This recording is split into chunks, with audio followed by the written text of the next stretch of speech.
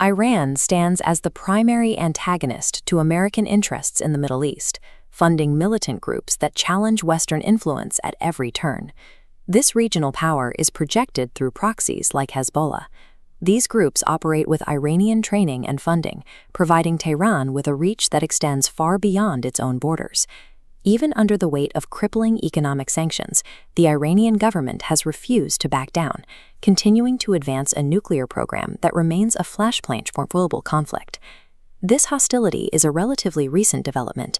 In the mid-20th century, the U.S. and Iran were close allies. Washington viewed Iran as a key partner, pouring investment into the country's modernization. Today's animosity is the result of a 100-year history of foreign exploitation. To understand how these two nations became bitter enemies, we have to rewind to the dawn of the 20th century. In the 19th century, Persia, modern-day Iran, was a pawn in a larger geopolitical struggle. The British and Russian empires were physically squeezing the country's borders, carving out spheres of influence for their own strategic gain. The stakes changed in 1908.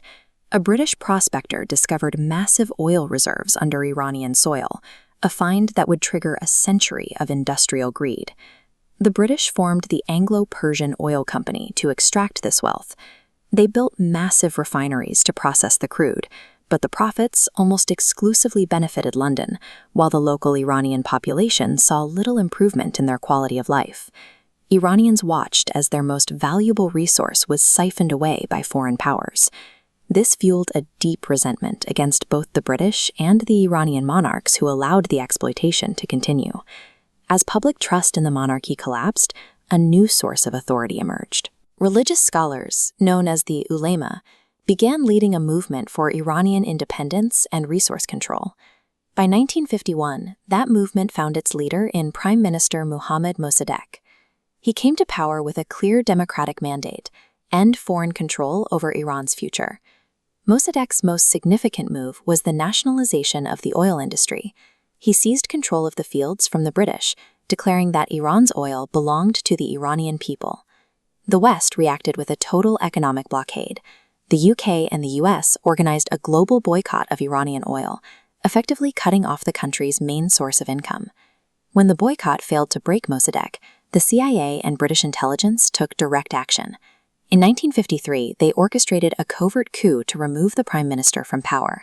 In his place, they solidified the power of the Shah. He was an autocratic ruler who guaranteed Western oil access, but he maintained control through a brutal secret police force funded by the United States. By prioritizing cheap oil over a functioning democracy, the US and Britain confirmed the worst fears of the Iranian public. This intervention provided the central evidence for the anti-Western sentiment that would grow for the next 25 years. By 1979, the Shah's regime reached a breaking point. Corruption and violent crackdowns on dissent sparked massive protests that brought the country to a standstill. Khomeini emerged as the unified voice of the opposition. From exile, he directed a movement combining religious identity with a fierce rejection of Western influence. Khomeini's ideology was a total break from the past. He rejected both monarchy and secular democracy, arguing that Iran should be an Islamic republic governed strictly by divine law. The revolution culminated in the Shah fleeing to America and the complete, total collapse of the centuries-old monarchy.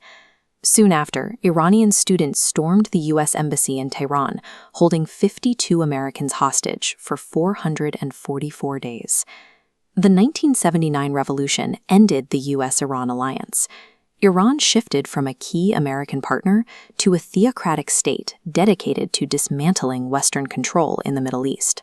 Following the revolution, Iran found itself isolated and surrounded by U.S.-backed adversaries, most notably Saddam Hussein's Iraq. Tehran realized it lacked the conventional military strength to survive a direct invasion. To survive, the leadership developed a strategy of asymmetric warfare. This is led by the Islamic Revolutionary Guard Corps, an elite force tasked with securing the revolution's survival through unconventional means. This strategy involves arming and training groups like the Houthis to fight Iran's enemies. By supporting these proxies, Tehran can exert pressure across the region without ever declaring a formal war. This chart shows the path to nuclear capability. Iran is currently enriching uranium to 60%, but the jump to 90% provides the weapons-grade material needed for a nuclear deterrent. For Tehran, this is the ultimate geopolitical shield to prevent foreign-led regime change. The U.S. views Iran as a violent disruptor of the global order, but for Iran's leaders, their aggressive proxy and nuclear posture is a calculated response to a century of foreign intervention that they are determined never to repeat.